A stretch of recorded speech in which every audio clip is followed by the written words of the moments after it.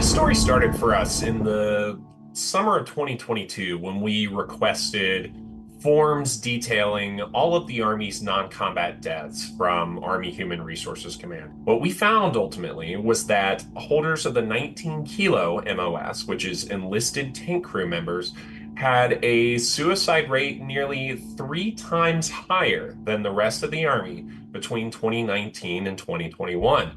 Tankers, in fact, had the highest suicide rate of any large career field. We also found that members of armored brigade combat teams, regardless of their MOS, were more than twice as likely than other members of the active duty force to kill themselves.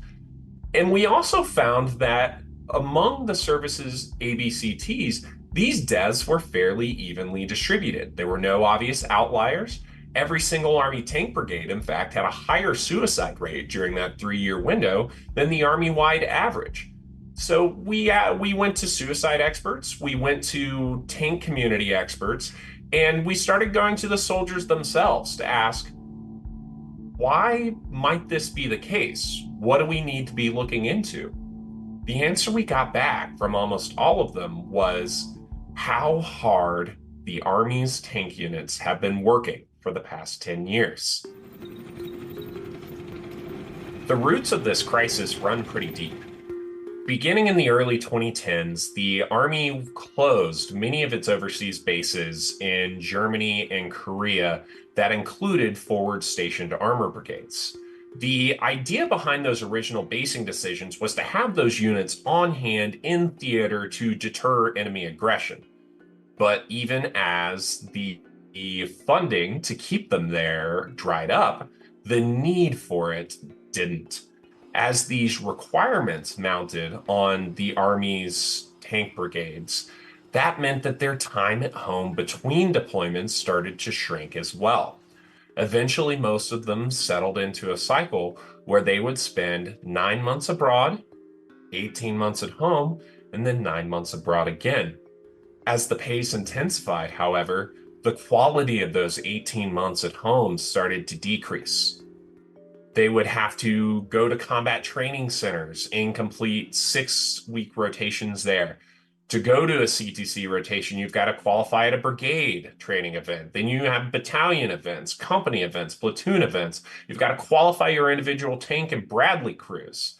And the whole way, you have to take these vehicles out into the field to meet these training benchmarks. And when they do that, they're going to break. The broken vehicles and the stress from that was compounded by constant backlogs on maintenance parts and shrinkage of the maintenance force associated with some reforms to force structure. All of these things compounded themselves into a cycle where these tank brigades were spending increasingly less time with their families, even when they were at home, despite the fact that none of them were really fighting overseas anymore. One of the mental health experts with whom I spoke, Dr. Craig Bryan of Ohio State University, he's a former Air Force psychologist, and he wrote a 2022 book called Rethinking Suicide. In it, Bryan is one of the experts on the leading edge of a new wave of suicide research that theorizes everybody is at risk of suicide if they reach a certain stress level. And daily stress and hassles in somebody's personal or professional life can bring them closer to that threshold where they are at risk of suicide.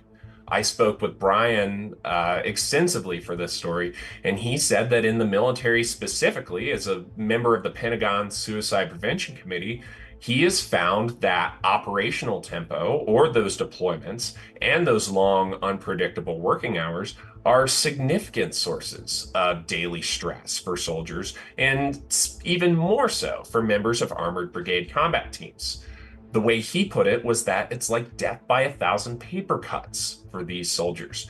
They are put at a slightly greater risk of suicide with each daily hassle they experience. It reduces their resilience for when something bigger may go wrong in their lives, such as finances, such as a personal relationship. Ultimately, it's a complex phenomenon, suicide. It's highly dependent on an individual, their support system, their beliefs, their access to care, their access to lethal means, and more.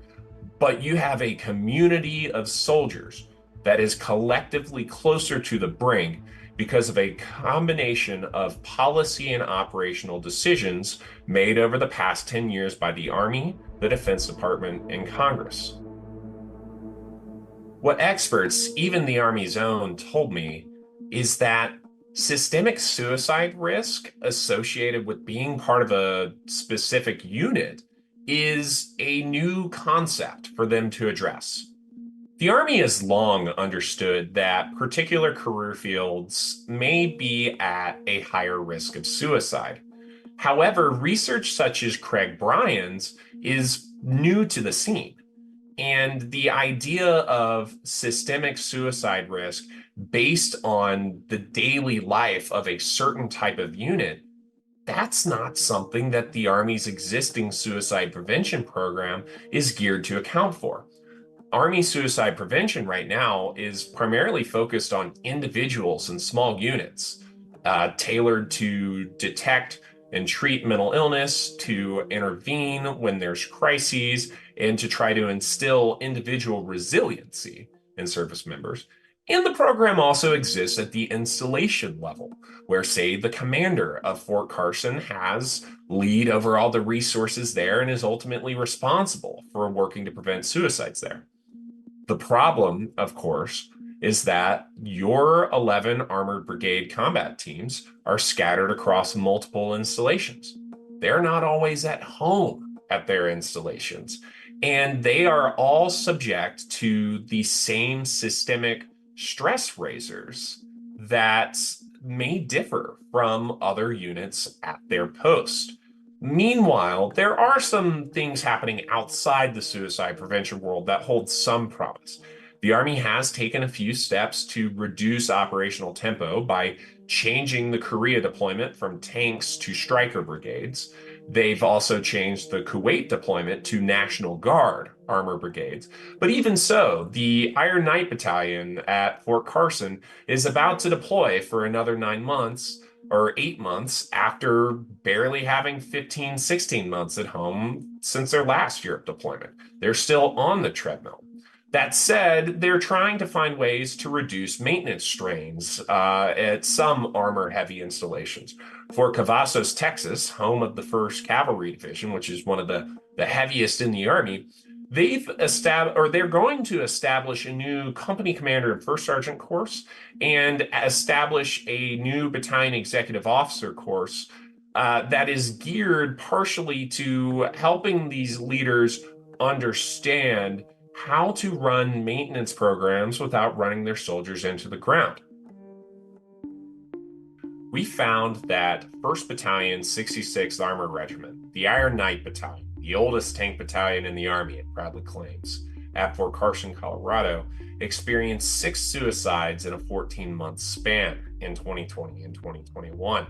The story's narrative really centers around the Iron Knights, and I was fortunate that many current and former members of the unit trusted me to tell the story of how those months unfolded. Looking back at that, winter of 2020, it was like surviving. That's what it was. It was surviving. I couldn't really take a break being a company senior medic, and so there was a lot of locking stuff away and avoidance during that time for a lot of people. So I have PTSD, and I kind of denied that I had it for a very long time, and that's actually what I'm being medically retired for right now is PTSD. One of the symptoms that bothers me the most is I can't answer phone calls unless I know what they're about. So like a friend calls me, a parent calls me, I cannot answer them. I'll like text them and say I'm in an appointment or something like that. Because of those years of 2020 and 2021 of being called to tell me that somebody has killed themselves or somebody's died. That's a major problem of mine is I have such anxiety about answering the phone call because I just assume that somebody's dead.